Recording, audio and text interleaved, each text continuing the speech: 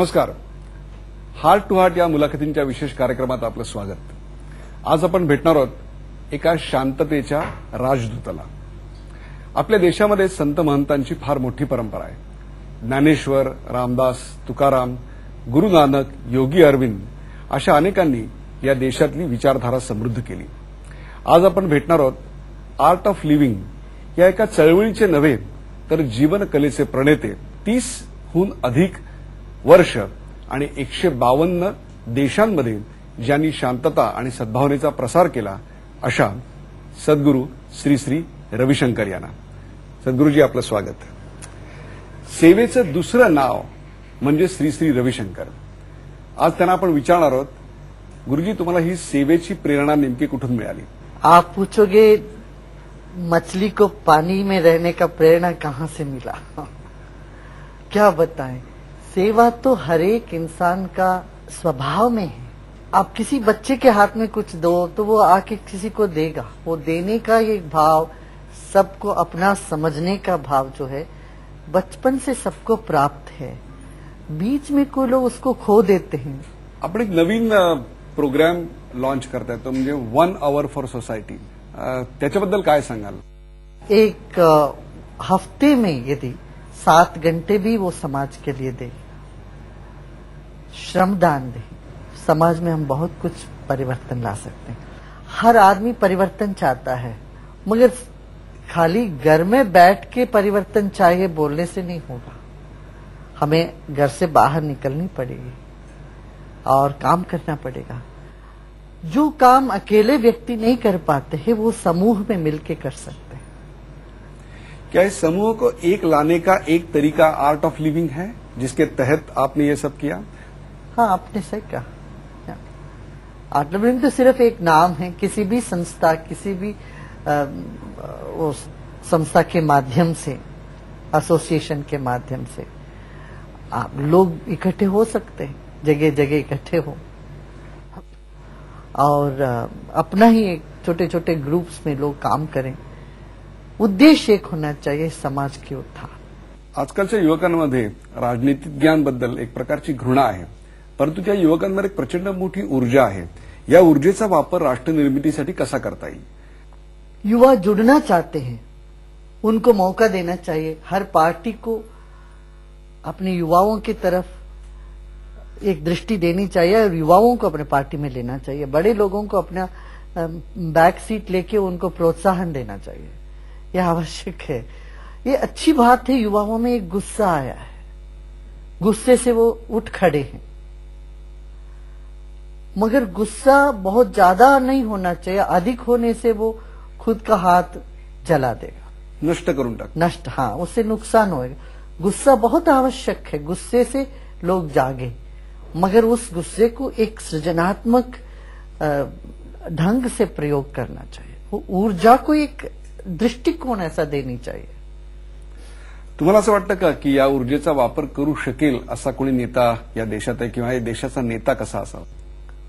आदर्श तो बहुत है.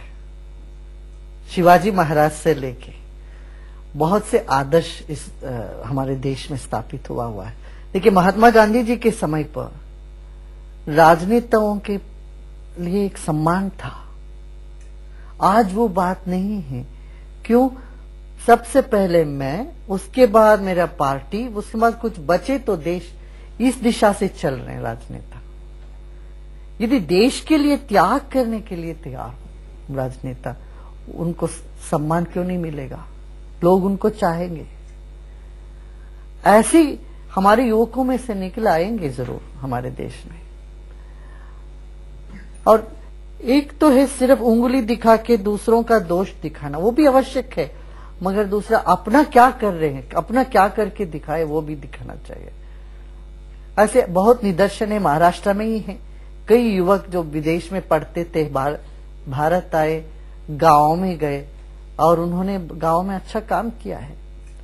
कल ही मैं 3000 सरपंचों से मुलाकात करी, मीटिंग करी.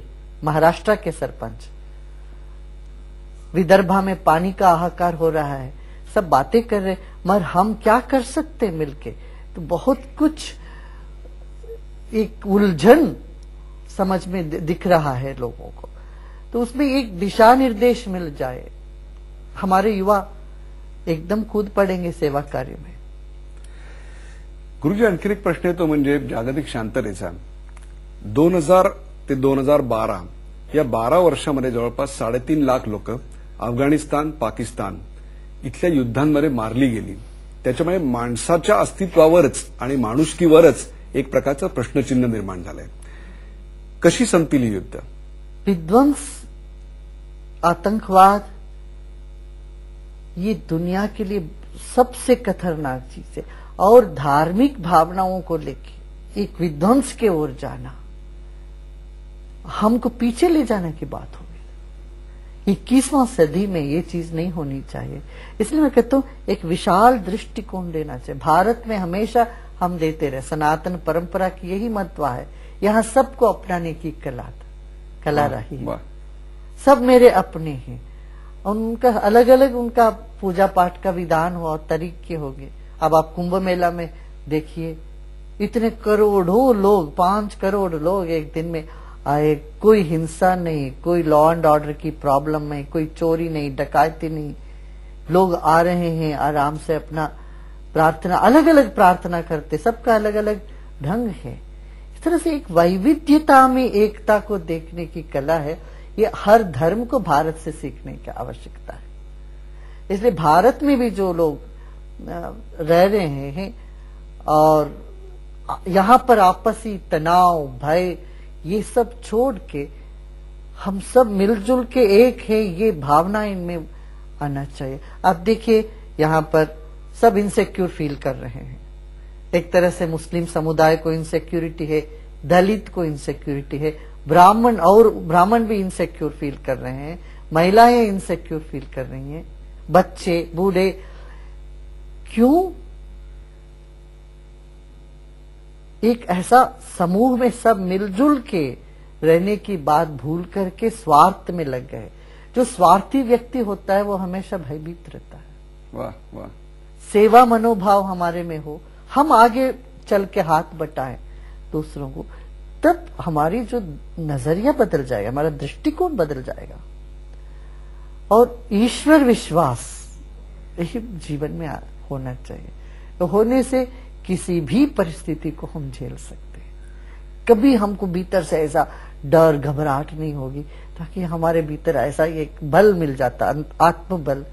महात्मा गांधी में ऐसे आत्मबल रहा, तभी तो वो रोज सत्संग करते थे और सत्संग के जरिए लोगों को जोड़ा.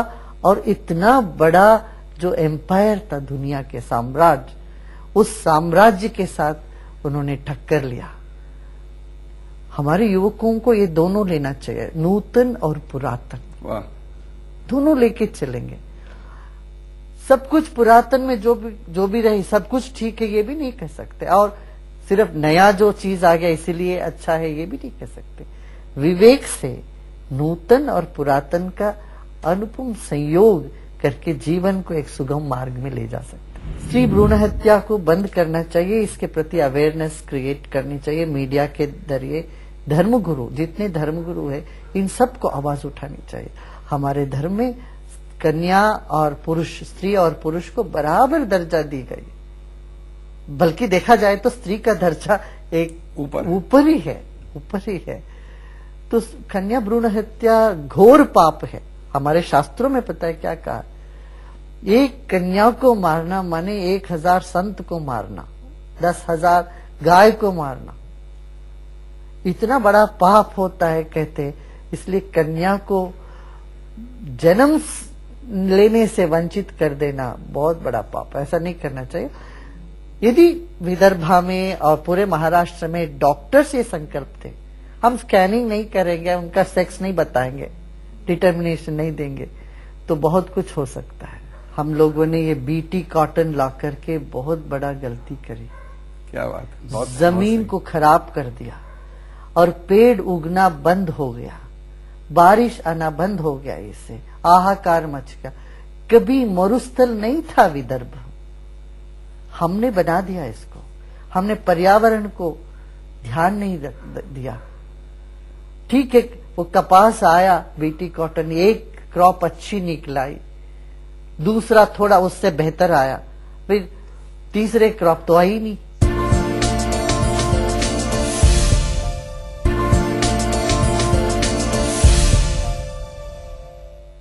गुरुजी, आता महाराष्ट्रासमोर सर्वात मोठा प्रश्न आहे तो स्त्री भ्रूण हत्येचा। आज मराठवाडा, विदर्भ एवढंच नव्हे तर मुंबईसारख्या अनेक वॉर्डांमध्ये सुद्धा स्त्री भ्रूण हत्येचा प्रश्न फार मोठा झालेला आहे। एकीकडे आपण स्त्रीला देवीचा दर्जा दिला, त्याचबरोबर त्याची हत्या सुद्धा गर्भामध्ये होताना पाहतो। काय सांगाल याबद्दल आपण? ये दो जने अलग अलग है। जो स्त्री भ्रूण हत्या करने वाले अलग है और भगवती की पूजा करने वाले अलग है। पूजा जो करते हैं वो नहीं हत्या करेंगे। ये सिर्फ पूजा ऐसे बाहर से कर लेते, सच में दिल से नहीं करते हैं, तो वो बात अलग है। स्त्री भ्रूण हत्या को बंद करना चाहिए, इसके प्रति अवेयरनेस क्रिएट करनी चाहिए मीडिया के जरिए। धर्मगुरु, जितने धर्मगुरु है, इन सबको आवाज उठानी चाहिए। हमारे धर्म में कन्या और पुरुष, स्त्री और पुरुष को बराबर दर्जा दी गई, बल्कि देखा जाए तो स्त्री का दर्जा एक ऊपर ही है। तो कन्या भ्रूण हत्या घोर पाप है। हमारे शास्त्रों में पता है क्या कहा? एक कन्या को मारना माने 1000 संत को मारना, 10,000 गाय को मारना। इतना बड़ा पाप होता है कहते। इसलिए कन्या को जन्म लेने से वंचित कर देना बहुत बड़ा पाप, ऐसा नहीं करना चाहिए। यदि विदर्भा में और पूरे महाराष्ट्र में डॉक्टर्स ये संकल्प थे, हम स्कैनिंग नहीं करेंगे, उनका सेक्स नहीं बताएंगे, डिटर्मिनेशन नहीं देंगे, तो बहुत कुछ हो सकता है। बलात्काराच्या घटना वाढतायत। बलात्कार करणाऱ्या व्यक्तीला फाशी दिली जावी अशी मागणी होते। या फाशीच्या मागणीबद्दल आपण काय म्हणाल? फांसी देने से कोई समस्या हल नहीं हो जाता, ये मेरा विश्वास है। आज दुनिया में प्रगतिशील सभी देशों में फांसी की सजा को रद्द कर दी गई।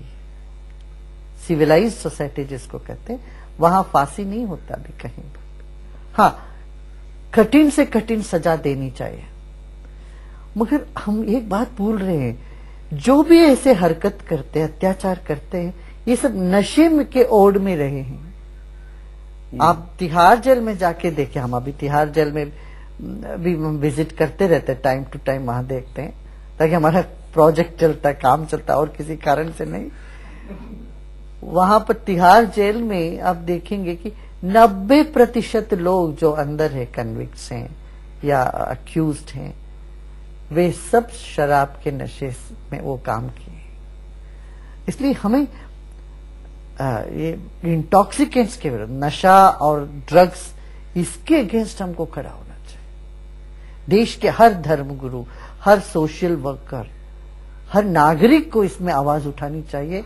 नशे से हम दूर रखें अपने बच्चों को, अपने परिवारों। गुरुजी, महाराष्ट्रात आणखीन एक सर्वात मोठी समस्या सध्या आहे ती म्हणजे दुष्काळाची आहे। आज अख्खा मराठवाडा होरपळतोय। विदर्भातल्या काही भागात पाऊस पडलेला नाहीये। पावसामुळे स्थलांतर होतंय, मुलांची शिक्षण होत नाहीयेत, मुलींची लग्न होत नाहीयेत, पिकं करपून गेलेत। ह्या सगळ्या पर्यावरण असमतोलाविषयी अपन काय सांगाल? ही परिस्थिति कशी सुधारायची? बहुत सही बात है। एक तो महाराष्ट्र में हम लोगों ने ये बीटी कॉटन ला करके बहुत बड़ा गलती करी। क्या बात, जमीन को खराब कर दिया और पेड़ उगना बंद हो गया, बारिश आना बंद हो गया। इससे हाहाकार मच गया। कभी मरुस्थल नहीं था विदर्भ, हमने बना दिया इसको। हमने पर्यावरण को ध्यान नहीं दिया। ठीक है, वो कपास आया, बीटी कॉटन, एक क्रॉप अच्छी निकलाई, दूसरा थोड़ा उससे बेहतर आया, फिर तीसरे क्रॉप तो आई नहीं। जमीन पूरा खराब हो गया। हमें अब बहुत ध्यान देना चाहिए। ये जेनेटिकली इंजीनियर्ड क्रॉप्स देश में लाने से पहले और उसको इतना बड़ा कमर्शियल वे में फैलाने से पहले हमें अपना ध्यान देना चाहिए कि सावयव कृषि माने रसायन मुक्त खेती पर हमको ध्यान देना चाहिए। एक दूसरा, वाटरशेड मैनेजमेंट, कि दुनिया में कहीं भी इतना ज्यादा पानी नहीं होता जितना हिंदुस्तान में होती है, मगर हम वाटर रिसोर्स का मैनेजमेंट ठीक नहीं कर रहे। मैं आपको एक उदाहरण में, हम लोग विदर्भ उधर भी सौराष्ट्र में भी गए। सौराष्ट्र में 5-6 साल 8 साल पहले इतना ड्राई था, एक पेड़ माने लग्जरी था। आज वहां का हालत बदल गया, नर्मदा का पानी पहुंच गई। इस तरह से यहाँ महानदी है, कितने बड़े बड़े नदियां हैं, नदियों के पानियों को हम ढंग से सिंचाई करें। और भारत के सारे नदियों को जोड़ने का एक कार्यक्रम यदि हम ले लें, हमारा सरकार, दुष्काल पड़ना तो दूरी बात है कि एकदम जमीन का जो उपज है, उपज बदल जाएगा, उपज बदल जाएगा। बहुत से पानी ऐसे बहता हुआ चला जाता है। हम वाटरशेड मैनेजमेंट करना चाहिए। अभी विदर्भ में इमीडिएट हमको करने का वाला काम यह है, अगले साल कम से कम दुष्काल ना पड़े तो ये बारिश होने से पहले जगह जगह हमको वो करना पड़ेगा, चेक डैम्स बना के पानी को रोकने का, छोटे छोटे चेक डैम्स। मैंने जैसे बताया, कल ही मैं 3000 सरपंचों से मैंने चर्चा करी इसी बातों पर। तो ये सिर्फ गवर्नमेंट कभी करेगा बैठ के हम इंतजार नहीं कर सकते। आम आदमी, एनजीओज और श्रमदान के जरिए गांव में काम चालू हो जाना चाहिए। इसी काम पर हम लगे हुए हैं। हमारे कुछ वर्कर्स, युवा लगे हुए हैं, गिने चुने गांव में। सभी तो ले नहीं सकते, इतना बड़ा प्रदेश है। कुछ जगह करके लोगों को उसमें मोटिवेट करें कि सब लोग उस दिशा पे चल पड़े। जिससे सब कुछ निकला है, जिसमें सब कुछ है और जिसमें सब कुछ विलीन हो जाने वाले, वही परमेश्वर है। और उसका स्वभाव प्रेम है। और इसलिए वो कोई मानने से नहीं मानने से उसको कोई फर्क नहीं पड़ता। वो जो है सो है। कोई मानता है कि कोई मंगल ग्रह नहीं है, तुमने देखा नहीं तो कहोगे मंगल ग्रह नहीं है। कोई वैज्ञानिक तो अपना दूरबीन देखे देखो यहाँ है मंगल ग्रह। अपना मन में एक ऐसी धारणाएं, गलत धारणाएं पकड़ के नहीं बैठना चाहिए। खुला मन से, खुले दिमाग से हम जीवन में आगे बढ़ेंगे तो हमें निश्चित रूप से एक अनुभूति आती है कि एक शक्ति है और वो मुझ में है और वो सबके हैं और समर्थ है। तब हमारे भीतर जो आत्मबल है उसको कोई भी नहीं छीन सकता। भक्ति, साधना, ज्ञान, ये सब एक ही जगह पहुंच जाते हैं। आप लोग अलग अलग तरह के हैं। कोई कर्म योगी बन के, ध्यान योगी बन के सेवा करते, ज्ञान में बैठ के ज्ञान चर्चा करके उसी तत्व को पाते हैं। ईश्वर प्रेम और समाज में काम करना ये सब अलग अलग नहीं है, वो सब एक है। वो ज्ञानदेव जी ने बताया ना, ओम नमो जी आद्या सकल वेद प्रतिपाद्या जय जय स्वसम वेद्या। अपने भीतर ही अनुभूति होते हैं।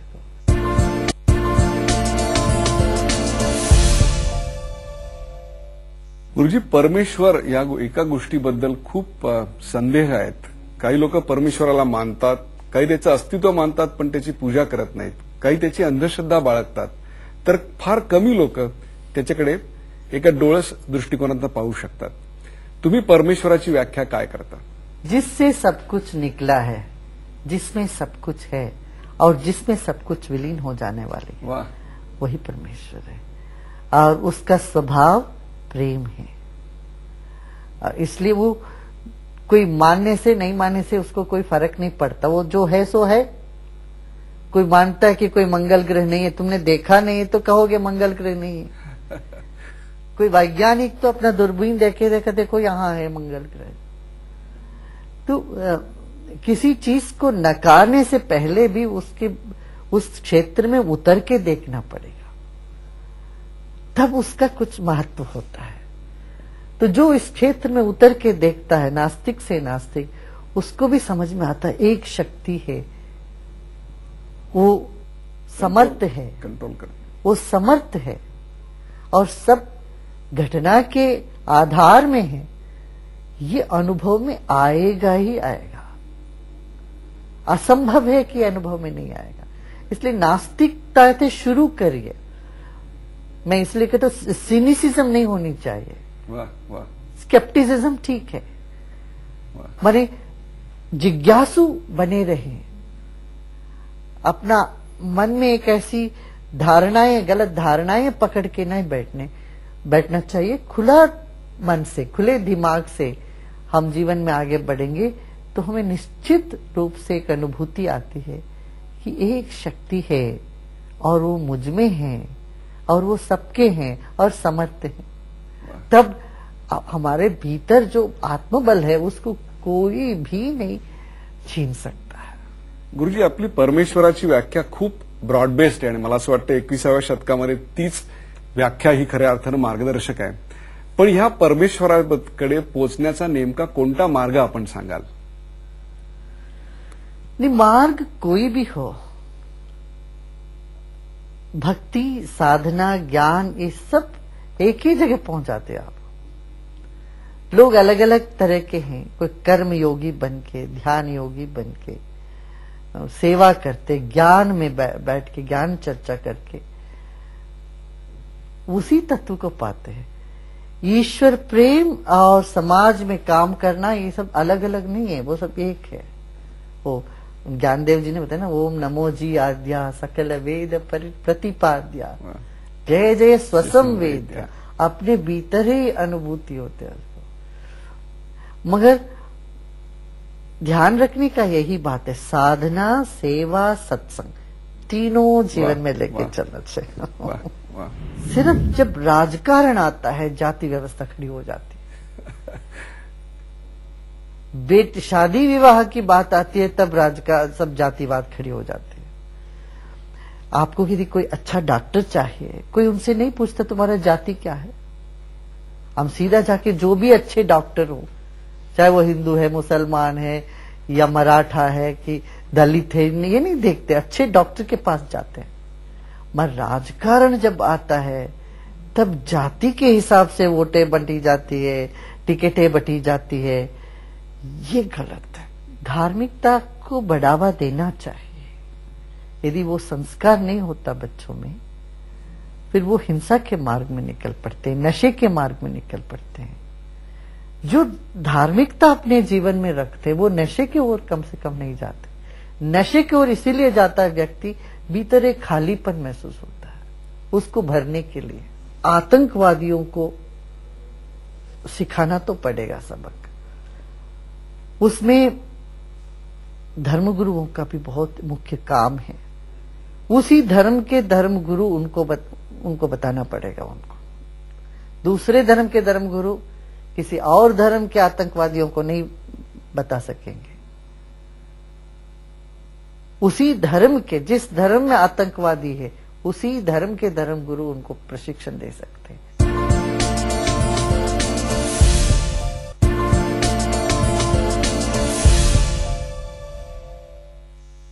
आपल्या समाजातला आणखीन एक दोष म्हणजे आपल्यामधली जाती व्यवस्था। त्या जाती व्यवस्थेनं आम्हाला कधी एकत्र येऊच दिलं नाही आणि आपल्या संपूर्ण या सेवाव्रताचं सार काय असेल तर एकत्र या आणि प्रेम वाढवा आणि शांती वाढवा। जाती व्यवस्था दूर करण्याकरता आपण काय उपाय सांगाल? देखिए, करीब करीब जाति व्यवस्था आजकल दूर हो चुकी है, सब अलग अलग क्षेत्र में। सिर्फ जब राजकारण आता है जाति व्यवस्था खड़ी हो जाती है। शादी विवाह की बात आती है तब सब जातिवाद खड़ी हो जाती है। आपको यदि कोई अच्छा डॉक्टर चाहिए, कोई उनसे नहीं पूछता तुम्हारा जाति क्या है। हम सीधा जाके जो भी अच्छे डॉक्टर हो, चाहे वो हिंदू है, मुसलमान है या मराठा है कि दलित है, ये नहीं देखते, अच्छे डॉक्टर के पास जाते हैं। इसी तरह से अच्छे लॉयर चाहिए तो ये नहीं पूछते तुम्हारा जाति क्या है। सबसे बढ़िया लॉयर के पास जाते हैं। ट्यूशन के लिए मास्टर चाहिए, देखते कौन सबसे बढ़िया ट्यूशन मास्टर है। मगर राजकारण जब आता है तब जाति के हिसाब से वोटें बंटी जाती है, टिकटें बंटी जाती है, ये गलत है। मैं कहूंगा राजनेता यदि थोड़ा हट जाए जाति से, बहुत शीघ्र ही हमारा जो समाज है प्रगति की ओर दौड़ पड़ेगा। देखिए, संतों में जाति में, हर जाति में संत हुए हैं। ऋषि मुनियों को देखिए, हर जाति में ऋषि मुनि हुए हैं। कौन सी जाति में ऋषि मुनि नहीं हुई है बताइए। तो ये जातिवाद जब हम इसको एक तरह से पुष्टिकरण कर देते राजकारण को लेके, इस समाज के लिए बहुत बड़ा खतरा है। हाँ, राजकारणी के लिए ये अनुकूल पड़ता है, ताकि एक वोट लेने के लिए एक जाति के एक वोट बैंक बन है, एक ग्रुप को बता दिया वो दे देंगे आपको वोट, वो नहीं होना चाहिए। गुरुजी, देवळांच्या समोरचे क्यू वाढतायत, म्हणजे एक प्रकारे धार्मिकता वाढतेय, आध्यात्मिकता वाढतेय, परंतु तेवढेच नैतिक अधपतनाचे गुन्हेही वाढतायत। हे असं विरोधाभासी चित्र का आहे? मैं आपसे पूछूंगा, देखिए 10 साल पहले इतने हॉस्पिटल नहीं थे, फिर बीमार लोगों की संख्या भी बढ़ती जा रही है। क्या ये अस्पताल रिस्पॉन्सिबल है कि बीमार लोगों को बढ़ाने में? नहीं। तो उसमें उत्तर है आपको। इतने मंदिर आश्रम होने के बावजूद यदि हिंसा बढ़ रही है तो इनके बगैर क्या होता तब तो समाज वर्णन ही नहीं कर सकते, हम सोच ही नहीं सकते, ऐसी हालत होगी। धार्मिकता को बढ़ावा देना चाहिए। यदि वो संस्कार नहीं होता बच्चों में, फिर वो हिंसा के मार्ग में निकल पड़ते हैं, नशे के मार्ग में निकल पड़ते हैं। जो धार्मिकता अपने जीवन में रखते हैं वो नशे की ओर कम से कम नहीं जाते। नशे की ओर इसीलिए जाता है व्यक्ति, भीतर एक खालीपन महसूस होता है, उसको भरने के लिए। दहशतवादाचं उत्तर आपण प्रेमाने देऊ शकतो? सजा भी देंगे तो प्रेम से ही देंगे, द्वेष से नहीं। वाह वाह।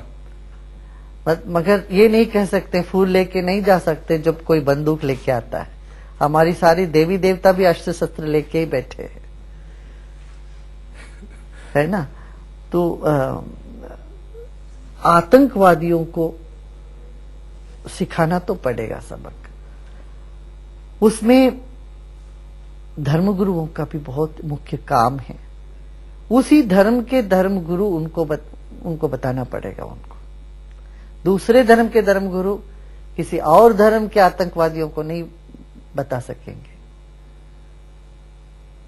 उसी धर्म के, जिस धर्म में आतंकवादी है, उसी धर्म के धर्मगुरु उनको प्रशिक्षण दे सकते हैं, उनको सीधा कर सकते हैं। उनको करना भी आवश्यक है। गलत तरीके से जो चढ़ के सीढ़ी चढ़ के ऊपर जाता है ना, वो उतना ही जल्दी ऊपर से गिरता है। ये लोगों ने देखा है।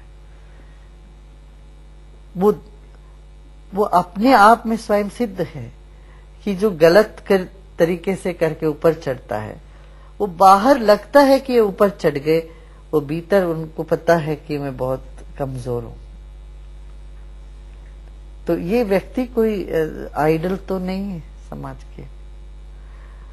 जहां पर अपनापन समाप्त होता है, वहीं से वो भ्रष्टाचार शुरू करता है। वाह वाह, बहुत बढ़िया। एक बार हमारी सत्संग में कुछ भ्रष्ट लोग स्टेज पर आ गए। लोगों ने पूछा, ये भ्रष्ट लोग आपके पास क्यों आए, आप इनके साथ क्यों रहते? मैंने कहा, मैं चाहता हूं सारे भ्रष्ट लोग मेरे पास आए, कम से कम उनका मन यहां तो बदले। भ्रष्ट लोगों के दिमाग में यही है कि इनसिक्योरिटी है, भय है, प्रेम की कमी है, दृष्टिकोण में संकीर्णता है। तो उनकी दृष्टि बदले, सब अपने लगने लगे। भारत की छवि बदली, हां और नहीं। एक तरह से छवि खराब हुई है राजनेताओं और भ्रष्टाचार को लेके, एक तरह से बहुत अच्छी हुई है हमारा आईटी, योगा, वेदांत, इस ज्ञान को लेके। आईटी इंडस्ट्री और भारत की जो प्रगति इसमें जो हुई है, इसको लेके भारत की छवि अच्छी भी हुई है।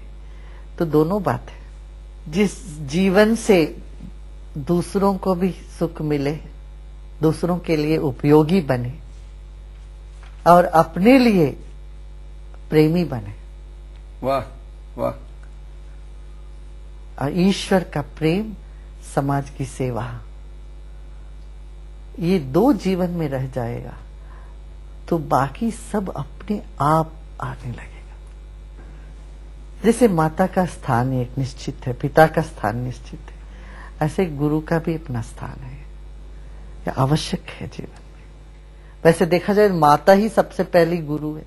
गुरु माने वो व्यक्ति जो अपने लिए कुछ नहीं चाहता है, पर निस्वार्थ रूप से तुम्हारी भलाई चाहता है। तुम्ही नेहमी सांगता की सन्मार्गानं चाललं पाहिजे, सन्मार्गानंच परमेश्वराची प्राप्ती होते. परंतु आपण आपल्या रोजच्या आयुष्यात असं बघतो की जे करप्ट आहेत, जे पैसे खातात, गुन्हे करतात, ते मोकळे सुटतात आणि श्रीमंत झालेले आढळतात. या विरोधाभासावर आपण काय सांगाल? देखिए, गलत तरीके से जो चढ़ के सीढ़ी चढ़ के ऊपर जाता है ना, वो उतना ही जल्दी ऊपर से गिरता है। ये लोगों ने देखा है। वो अपने आप में स्वयं सिद्ध है कि जो गलत तरीके से करके ऊपर चढ़ता है, वो बाहर लगता है कि ये ऊपर चढ़ गए, वो भीतर उनको पता है कि मैं बहुत कमजोर हूं। तो ये व्यक्ति कोई आइडल तो नहीं है समाज के। जहां पर अपनापन समाप्त होता है, वहीं से वो भ्रष्टाचार शुरू करता है। वाह वाह, बहुत बढ़िया।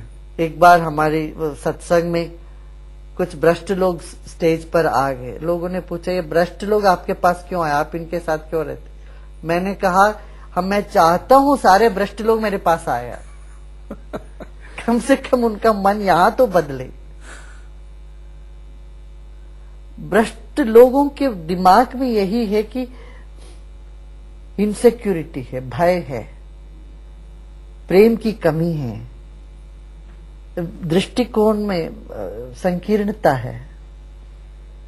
तो उनकी दृष्टि बदले, सब अपने लगने लगे, तो उनसे भ्रष्टाचार हो ही नहीं पाएगा। ये सुधार का काम।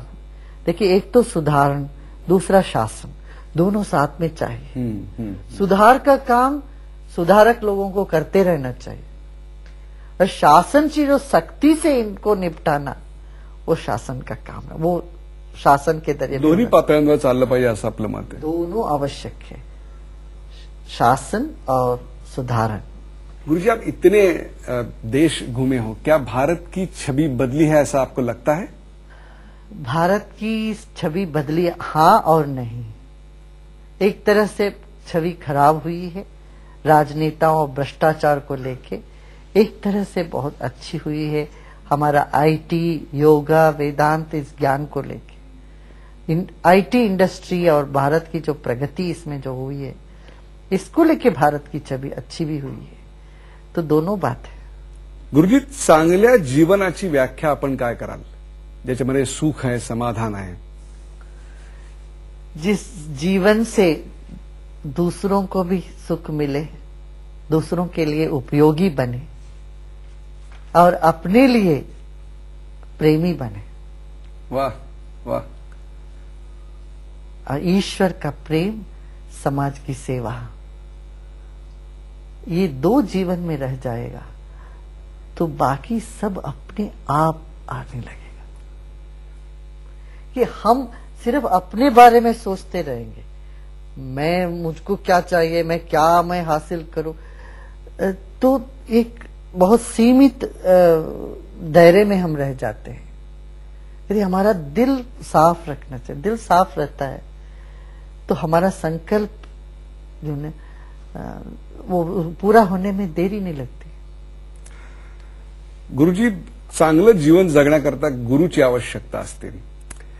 एका गुरुचं एका व्यक्तीच्या आयुष्यातलं स्थान काय आहे असं आपल्याला वाटतं? जैसे माता का स्थान एक निश्चित है, पिता का स्थान निश्चित है, ऐसे गुरु का भी अपना स्थान है, ये आवश्यक है जीवन में।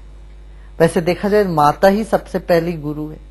गुरु माने वो व्यक्ति जो अपने लिए कुछ नहीं चाहता है, पर निस्वार्थ रूप से तुम्हारी भलाई चाहता है। तो हर व्यक्ति किसी न किसी के लिए गुरु का पात्र निर्वहन करना चाहिए, उससे उनका खुद का व्यक्तित्व विकास हो जाएगा। गुरुजी, आज आपल्या व्यस्त वेळेतून काही क्षण झी 24 तासच्या प्रेक्षकांसाठी दिलेत, त्याबद्दल शतशः प्रणाम.